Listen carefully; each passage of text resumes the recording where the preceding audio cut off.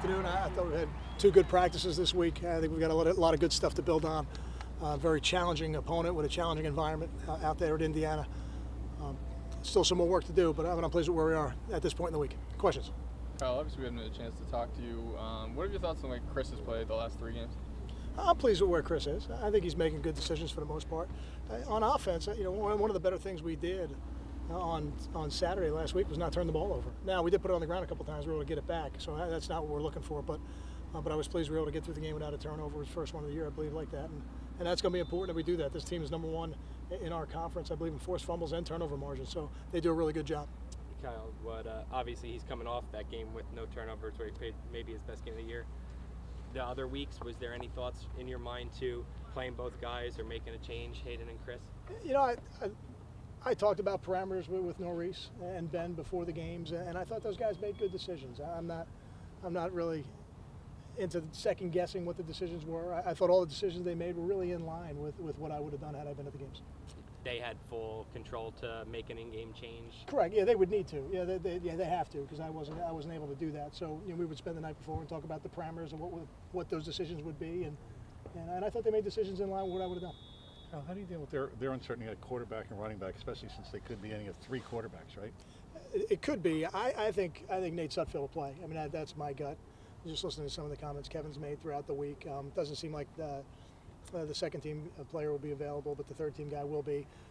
The running backs may be a little bit more questionable, but I think they've got talent at running back. But we're fully prepared to play against their starting quarterback, and he's really an exceptional player, so he'll be a challenge for us to minimize.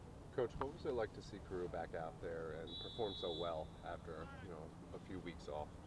Well, he looked like Leonte looks. He's a dominant football player, somebody who can score every time he touches the ball. He's very strong to the ball in crowded situations. So, he didn't look any differently to me than he did before. Do you see a way to get him and Carlton on the field together?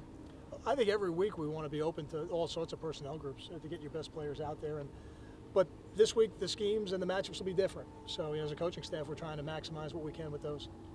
How's Justin Goodwin done in that third down role that he's had? Excellent. Yeah, Justin's done excellent. When we started talking about him in that role, what you're looking for is a guy who's got great awareness, very smart football player, which he is, to be able to kind of diagnose where the blitzes are coming from and picking them up, and then somebody who's willing to block them and can also be a threat catching it out of the backfield. I think he's shown all those things, all the qualities you'd want in a third down back. I think he's done that this year.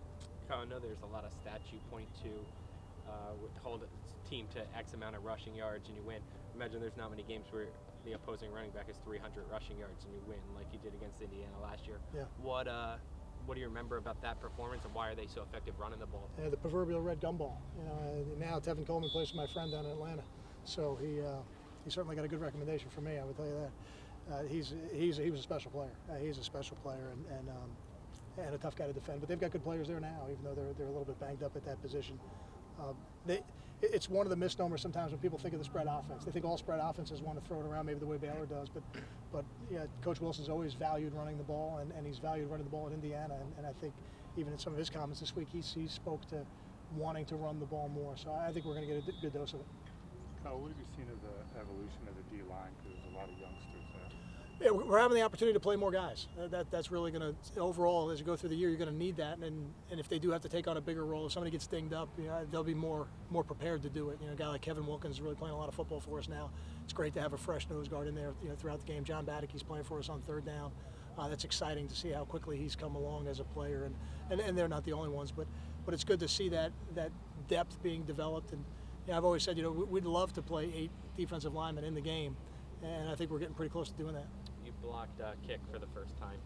Obviously, you don't go 4 games here without blocking a kick very often. Were you guys anxious to get one, sitting on one? Did you do anything different to actually get one this week? We didn't do anything. Well, let me say it this way. I think we do different things every week, based on what we're playing against to try to schematically get that. One of the things I think that has showed up this year is even though we haven't been able to block a punt yet, the punters have been trying to get it out of there pretty quick, and the punt yardage against us has been maybe a little bit lower than it's been against the other opponents that they've played. So there's other benefits to being a block team other than just the blocks, although the goal every week is to block it, there's no doubt. Seems like JJ struggled a little bit in pass protection. What do you need to see out of him? I just want to keep working, keep getting better. Playing against a good player out there. Shalik Calhoun's one of the better defensive linemen in this league, and people talk about him like a first-round draft pick, and that's what he looks like when you watch him on film, and he's tough to handle. So we got to make sure that for JJ, he just got to keep playing. You know, every week you're going to play against a good player in this conference, but they'll all be a little bit different. You know, they've got good players here up front and disruptive guys on the defensive line at Indiana. But yeah, you know what I expect from him, I just expect him to continue to work throughout the year and continue to get better. Kyle, you More mentioned questions? Sudfeld might be the guy with your gut. What sort of things does he do well that you haven't faced yet this season? I don't know that we've not faced it this year because Connor Cook is an exceptional player as well. But when you play against quarterbacks, upperclassmen who've played a lot of football, they're great decision makers. You know, they locate the ball well, but you know, it's hard to disguise against an experienced quarterback. So they generally do a good job of knowing where the pressure is coming from, delivering the ball to the right places. He's a good player. You know, he hasn't played as much football as he has because he's not. Coach, with Leonte back, do you think that opens things up a little bit more for Patton and Grant? Grant's been kind of quiet the last couple of weeks. I think it'll depend on how they choose to play us. You know, if teams try to spin coverages over Leonte's way, then you can't spin them both ways, and that'll create one-on-one matchups for guys like Andre, like Janarian, like Carlton, you know, whoever the other players are in the game. So, could those opportunities come? They could. It'll be a little bit more based on how teams decide to defend us.